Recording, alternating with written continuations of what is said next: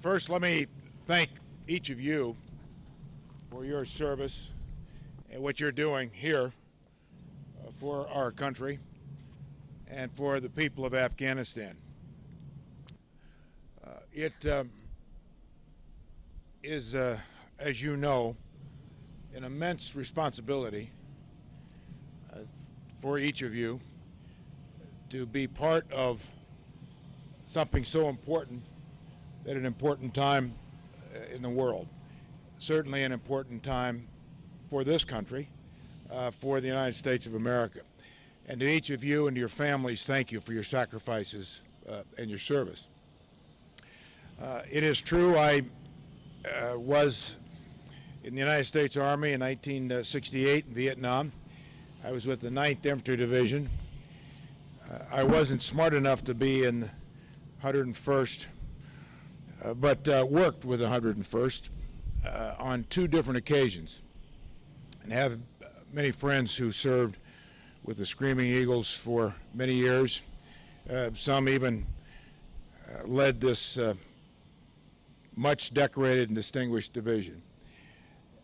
And I always have appreciated this service that this division has given to our country.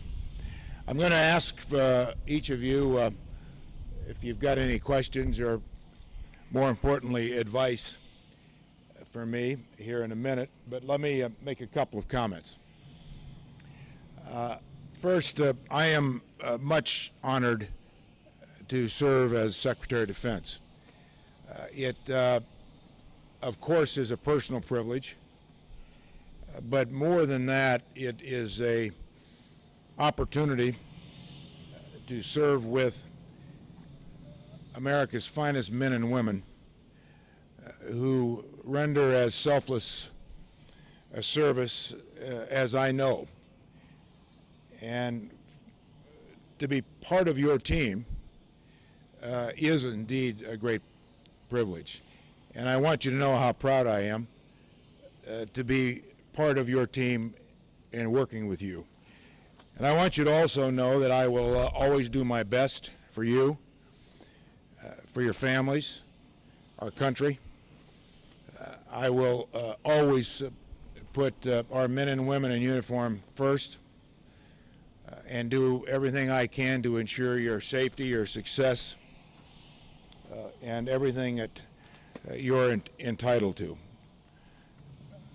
These are not easy times for our country, for the world, and certainly these are not easy times to be part of our armed forces.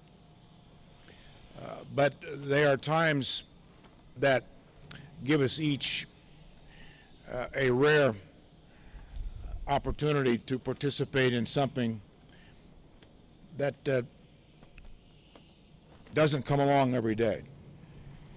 We are seeing a world in great transition, just like the transition underway here in Afghanistan. That presents great possibilities for all of us. Yes, dangers, yes, uncertainty, yes, complicated challenges, but I think the way we always look at challenges is that we see through those challenges to find the opportunity to help make a better world. And if there is one thing that defines your service, your sacrifices, it is to help make a better world. I thank you for that, and I remind you of that opportunities that we all have working together to accomplish something that not all generations have an opportunity to accomplish. So thank you. Again, I'm very proud to be part of your team, and I look forward to working with you as we go forward on all the big issues that face all of us. Now, what do you want to talk about? What advice do you have? Who wants to start? Yes. Mr. Secretary, with the high unemployment rate facing veterans of Operation Iraqi Freedom and Operation Enduring Freedom. What are we doing to help veterans as they transition out of the military and back into the civilian sector to be successful? Well, I appreciate, Specialist Lyons, your question. It is a fundamental question for each of you and your families. There is no higher priority that I have than to assist our men and women as they transition out into a different life whenever that transition comes. And that includes employment opportunities, that includes benefits, that includes all of the commitments that our nation makes to each of you when you agree to make a commitment to our country. We have, as you know, many ongoing programs in place. We need to implement new programs. We will.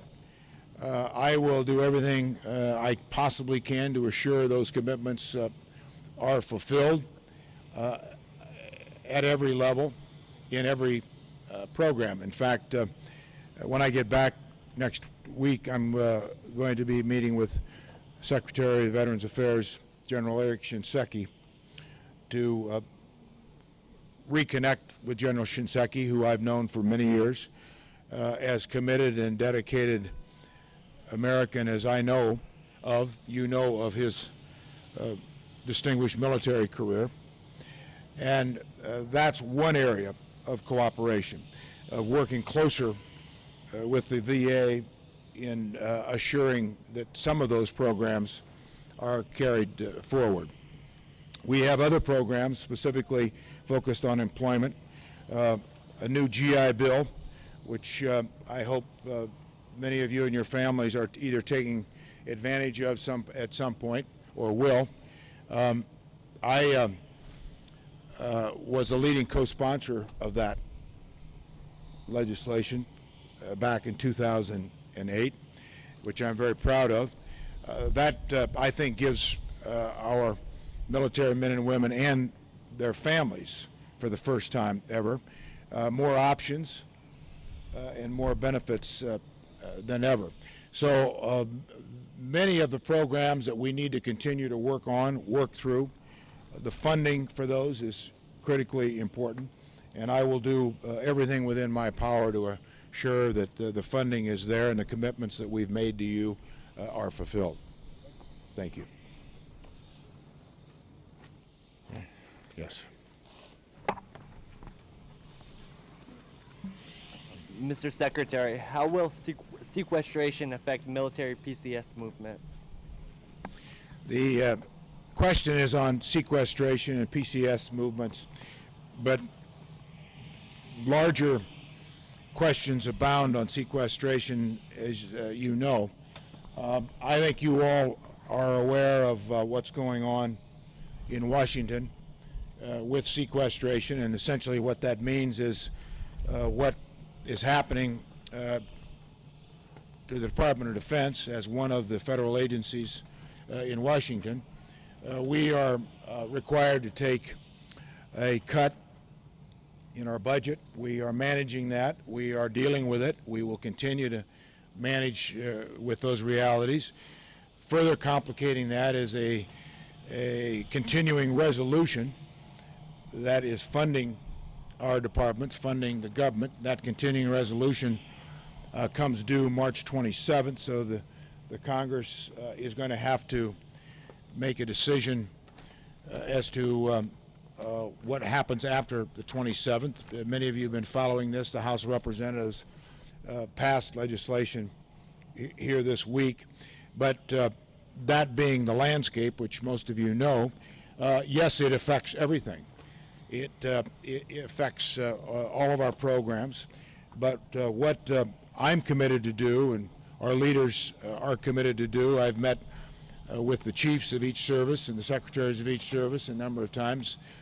Met with them 2 days ago before I left Washington, is to assure that our men and women in uniform are not affected on any of the pay, benefits. Our readiness continues to stay as active and alert and essential as at any time. And so we are adjusting in training, steaming time, flight time, areas that don't affect directly our men and women in uniform and our readiness. But it's a problem. It's serious. If it continues, it will make our jobs more difficult. Our jobs are more difficult now, but if it continues, it'll be more and more difficult for us to do what we are required to do, and that is to assure the security of America around the world. We will manage it, we will work through it, and we'll continue to work with the Congress on ways to make sure that that certainty of security is there and will continue to be there. Thank you.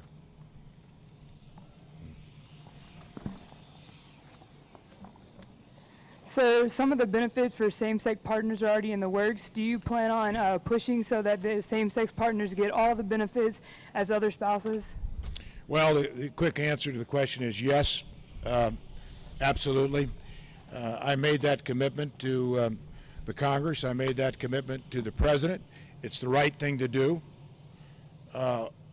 Every member who serves their country deserves the same benefits. That's right. It's the right thing to do. As many of you know, before Secretary Panetta left office, he issued a statement which addresses even more of those issues. We still have more to address. We will, but I'm absolutely committed to fulfill the commitments that were made by the President, same commitments that I made to the Congress and the men and women and their families of the armed forces. Yes.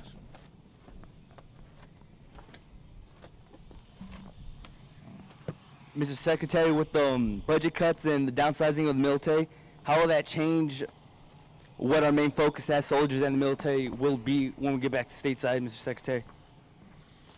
Well, a general question about with the sequestration and the budget limitations, how it would affect our focus on our military men and women as they transition back to the United States.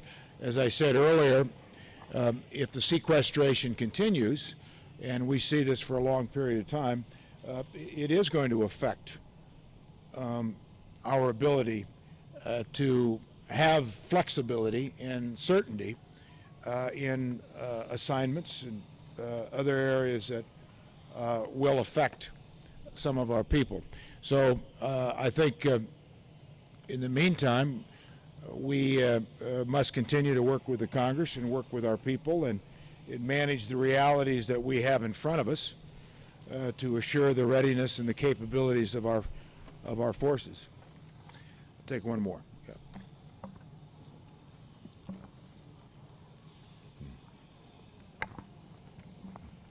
Mr. Secretary, I just had one question.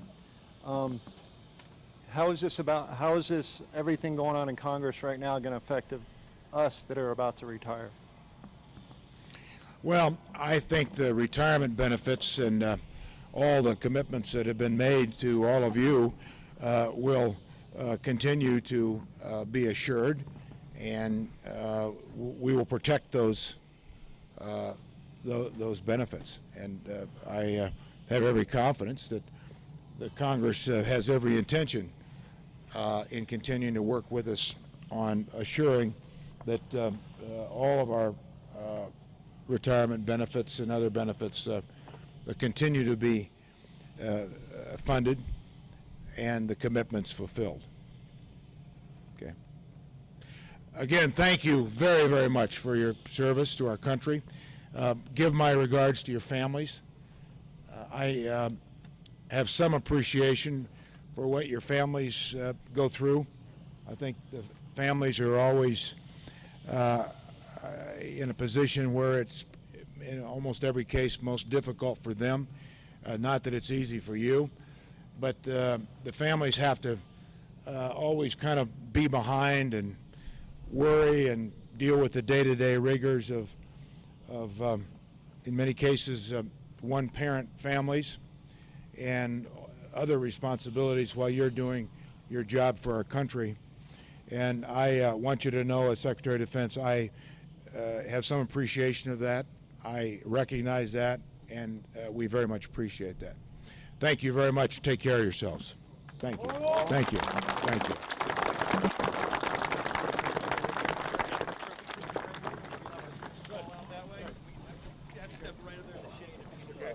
We'll move this out of the way.